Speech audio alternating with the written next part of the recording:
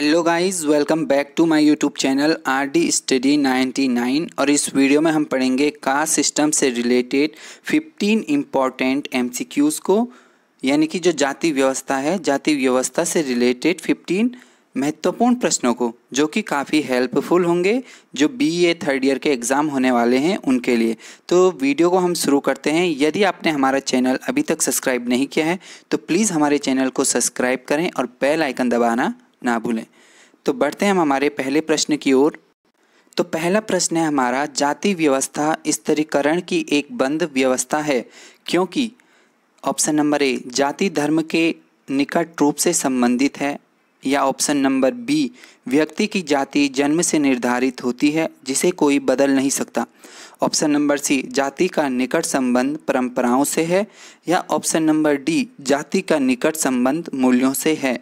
तो इसका जो राइट आंसर होगा वो होगा ऑप्शन नंबर बी, व्यक्ति की जाति जन्म से निर्धारित होती है जिसे कोई बदल नहीं सकता। यानी कि जो व्यक्ति जिस जाति में जन्म लेता है वह उसी जाति का रह जाता है, यानी कि वो अपनी जाति को चेंज नहीं कर सकता है। इसीलिए जो जाति व्यवस्था है वो स्तरीकरण की एक बंद व्यवस्था है। तो बढ़ते हैं हम हमारे नेक्स्ट क्वेश्चन की ओर। तो क्वेश्चन नंबर 2 है हमारा, व्यवसाय और केवल व्यवसाय ही जाति प्रथा की उत्पत्ति के लिए उत्तरदायी है, यह किसका मत है? यानी कि जो ऑक्यूपेशन होता है उसी के द्वारा जाति प्रथा की उत्पत्ति हुई है, ये किसका मत है? तो option number A MN. Srinivas, option number B GM. Ghurye, option number C R. Nesfield, या option number D JH. Hutton. तो इसका राइट आंसर होगा option number C R. Nesfield. तो जो आर. नेसफील्ड है उन्होंने भारत में जाति व्यवस्था का या जाति प्रथा का उन्होंने अध्ययन किया है और उन्होंने व्यवसाय को ही जाति प्रथा की उत्पत्ति के लिए उत्तरदायी बताया है। उनका कहना है कि केवल कार्य और कार्य, यानी कि जो वर्क होता है, जो कार्य होता है, वही भारत में जाति संरचना के लिए उत्तरदायी है, क्योंकि विभिन्न कार्यों ने विभिन्न जातियों को जन्म दिया है। तो बढ़ते हैं हम हमारे नेक्स्ट क्वेश्चन की ओर। तो नेक्स्ट क्वेश्चन है हमारा, जाति प्रथा है एक सामाजिक संस्था, ऑप्शन नंबर बी धार्मिक संस्था, ऑप्शन नंबर सी आर्थिक संस्था, या ऑप्शन नंबर डी राजनीतिक संस्था। तो इसका राइट आंसर होगा ऑप्शन नंबर ए सामाजिक संस्था, यानी कि जो जाति प्रथा है वो एक सामाजिक संस्था होती है। तो बढ़ते हैं हम हमारे नेक्स्ट क्वेश्चन की ओर। तो क्वेश्चन नंबर 4 है हमारा, मैक्स वेबर ने भारतीय जाति व्यवस्था को बताया है, यानी कि जो समाजशास्त्री मैक्स वेबर है उन्होंने भारतीय जाति व्यवस्था को क्या बताया है? तो ऑप्शन नंबर ए निर्जातीय समूह, ऑप्शन नंबर बी एक समुदाय, ऑप्शन नंबर सी हिंदुओं की धर्म सभा, या ऑप्शन नंबर डी, यहाँ पे सी हो गया है, ऑप्शन नंबर डी एक बंद परिस्थिति समूह। तो इसका राइट आंसर क्या होगा? तो जो इसका राइट आंसर है वो है ऑप्शन नंबर डी एक बंद परिस्थिति समूह, क्योंकि जो जाति व्यवस्था होती है वो एक बंद व्यवस्था होती है, क्योंकि जो व्यक्ति जिस जाति में जन्म ले लेता है वह उम्र भर उसी जाति का रह के हो जाता है। तो ये था कि मैक्स वेबर ने भारतीय जाति व्यवस्था को एक बंद परिस्थिति समूह बताया है। तो बढ़ते हैं हम हमारे नेक्स्ट क्वेश्चन की ओर। तो क्वेश्चन नंबर 5 है हमारा, जाति विशेष की प्रधानता होती है जब वह जाति, यानी कि जो जाति विशेष की प्रधानता कब होती है? तो ऑप्शन नंबर ए संख्या में प्रचुर हो, ऑप्शन नंबर बी यानी कि दूसरा राजनीतिक रूप से शक्तिशाली हो, ऑप्शन नंबर सी ग्राम की अधिकांश भूमि का स्वामी हो, या ऑप्शन नंबर 4 उपयुक्त सभी। यानी कि जाति विशेष की प्रधानता कब होती है? यानी कि अगर हम देखें किसी गांव में देखें तो किसी जाति की विशेषता कब होगी या प्रधानता कब होगी? जब वो संख्या में अधिक हो। यानी कि किसी गांव में अगर 2-4 जाति के लोग रह रहे हैं तो उसमें से जिस जाति के लोगों की संख्या अधिक होगी उस जाति की प्रधानता अधिक होगी। यानी कि जो इसका राइट आंसर है वो है ऑप्शन नंबर 4 उपयुक्त सभी, क्योंकि अगर संख्या में ज़्यादा होंगे तो उनकी प्रधानता होगी, या जब राजनीतिक रूप से वो शक्तिशाली होंगे तब उनकी प्रधानता होगी, या ग्राम की अधिकांश भूमि का वो स्वामी हो तब उनकी प्रधानता होगी। तो इसलिए जो इसका राइट आंसर है वो ऑप्शन नंबर 4 है उपयुक्त सभी। तो बढ़ते हैं हम हमारे नेक्स्ट प्रश्न की ओर। तो क्वेश्चन नंबर 6 है हमारा, सबसे पहले प्रभावी जाति की अवधारणा विकसित किसके द्वारा की गई? प्रभावी जाति यानी कि जिसे हम प्रभु जाति भी बोलते हैं, तो उसकी अवधारणा सबसे पहले किसने दी? तो option number A NK. Bose, option number B Andre Beteille, option number C MN. Srinivas या option number D MC. Dube. तो इसका जो राइट आंसर होगा वो होगा ऑप्शन नंबर सी। तो सबसे पहले एम.एन. श्रीनिवास ने प्रभु जाति की अवधारणा को विकसित किया।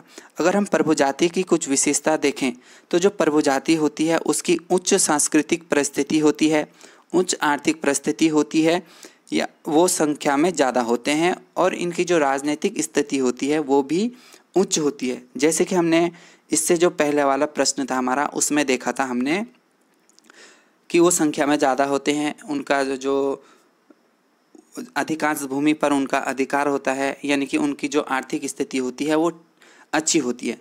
तो सबसे पहले प्रभावी जाति की अवधारणा एम.एन. श्रीनिवास ने दी थी।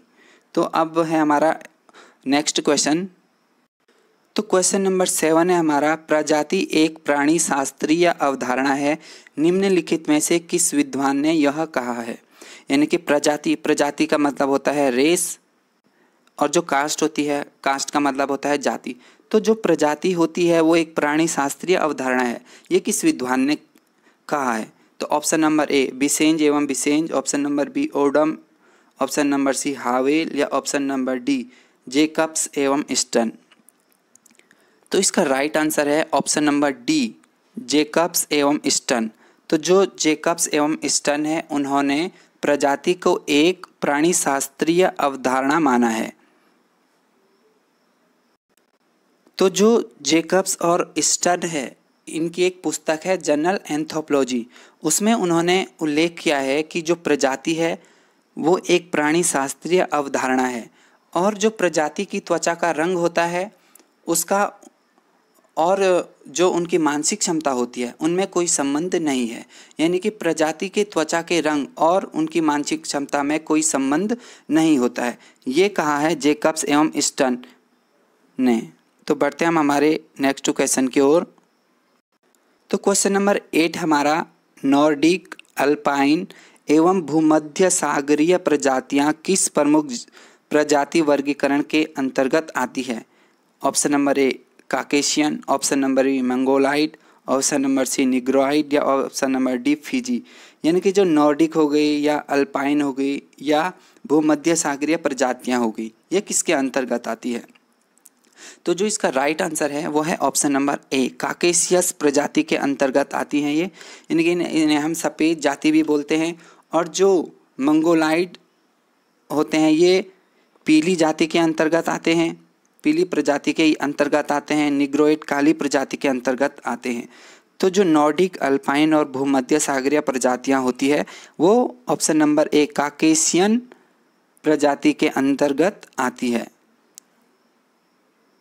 और क्वेश्चन नंबर 9 है हमारा, निम्नलिखित में से कौन सा जाति का मानक नहीं है?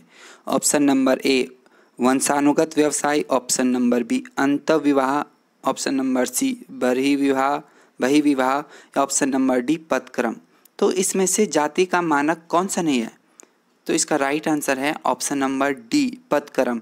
यानी कि जो पदक्रम होता है वो जाति का मानक नहीं होता है। वंशानुगत व्यवसाय जाति का मानक होता है, अंतर्विवाह होता है, और जातियों में कई बार बहिर्विवाह भी हो जाते हैं।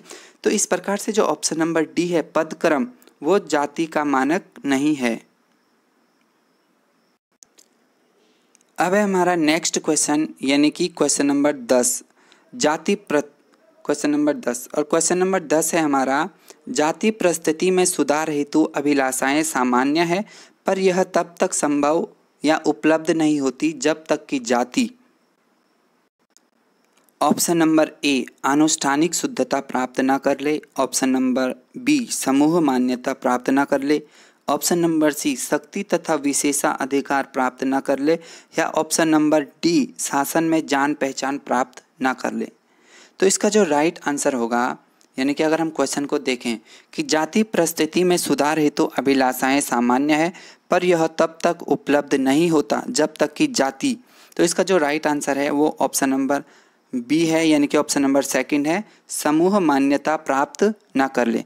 यानी कि जब तक वह समूह मान्यता प्राप्त नहीं कर लेगा तब तक जाति परिस्थिति में सुधार हमें उपलब्ध नहीं होता है।